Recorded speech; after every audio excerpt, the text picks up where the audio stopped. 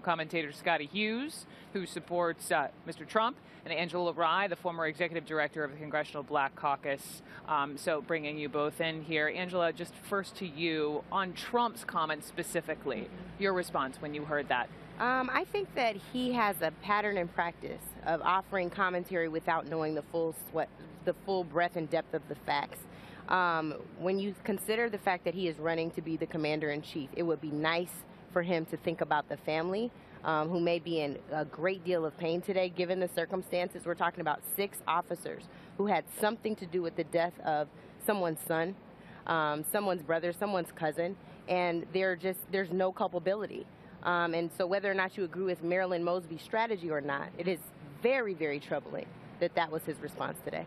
She brings up a good point, to be mindful of Freddie Gray's family, but to you, I mean, you are a Trump supporter. Do you support what he said? Absolutely, because let's also take in mind of the 6 officers whose lives and their families who will always be affected by this, who were demonized within that city. I mean, you have 250 businesses, $9 million worth of damage at the minimum was done in Baltimore riots, and these 6 people were demonized. And you have this woman, because it did not fit into her narrative, overly charged, jumped to the gun, did not present the facts, did not honestly present the facts to the public, in saying that, yes, he did have narcotics in his system. Oh, yes, they did. But these are all facts.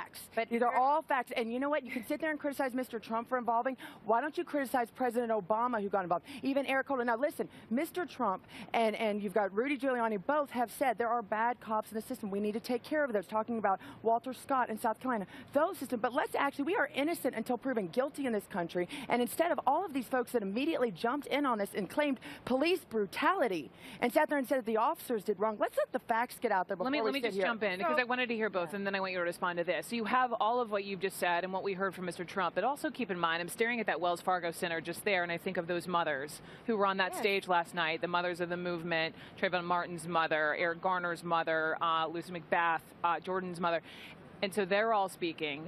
The next day, this happens. Yeah, and I think the reality of it is sometimes we can be so doggone partisan, Brooke, that we forget about being human. And so what I will not allow today is for someone who is dead now, who was alive and walking just fine, whether they have narcotics in their system or drugs in their system, that does not mean that he deserved death. And I'm not done, Scotty. Okay. He did not deserve death without trial. He was not committing any crime. And we have an inherent issue in this country of criminalizing and demonizing and deciding that the black body is inherently criminal and violent.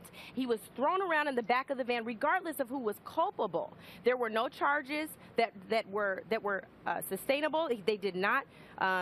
The 3 police officers got off, and then 3 more were dropped. I think that we cannot continue to blame victims when they did not do anything wrong. You cannot no, respond to that, and then we've got to go. They did put him in. They did sit him down. He's the one that got up and jumped around the thing. Do you know that, Scotty? Yes, they did. These are the facts, actually, in the case that they presented. These are the facts. Were you in the van? I'm sorry, were you? How do you know he didn't? He was put in the case. They followed the rules. They were negligent, No, Scotty. they were not. She overcharged. That does not mean that there should be any she sat there and encouraged it. And she sat there and encouraged what we're doing. So the problem is, you want to talk about, by the way, Freddie Gray's mother was not on the stage last night. But you know who else wasn't? The 31 officers whose families have been targeted this year. 9/11 officers, Scotty. There's been 30. Hey, it's my turn now. Please let me speak. It is my turn. No, ladies, no, you did it to me.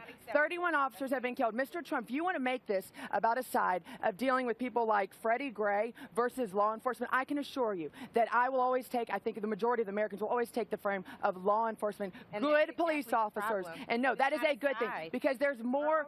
It's a small, we are? Then don't sit there and demonize where 31 officers this year have been killed, have been targeted by gunfire because. You're putting words in my mouth. Well, but obviously, if you're going to sit there and say that these police officers committed, if they were wrong, the justice system would have done it. Justice has prevailed in this, and these folks' lives will be forever. The justice system is broken for the African American population. They were processed. This has nothing to do with race. Oh, it has everything to do because it was African American officers involved. It was an African American attorney general, African American mayor, African American.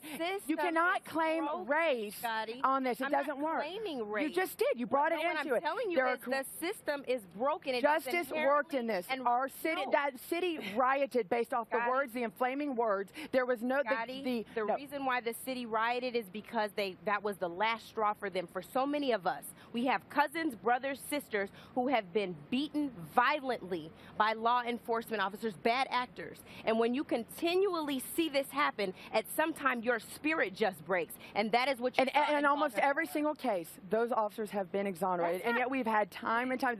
When bad officers have been called out, they've been prosecuted, like what we saw in Walter Scott. The unions you all will protect is the Fraternal Order of Police. Because police officers protect us. In Dallas, when everybody else was running away, the law enforcement was running in. You cannot sit there and continue this assault on law enforcement. That's not what I'm doing. You're lying. No, that's what you are. Okay. Not at all. Ladies, thank you. Wow. Quick break.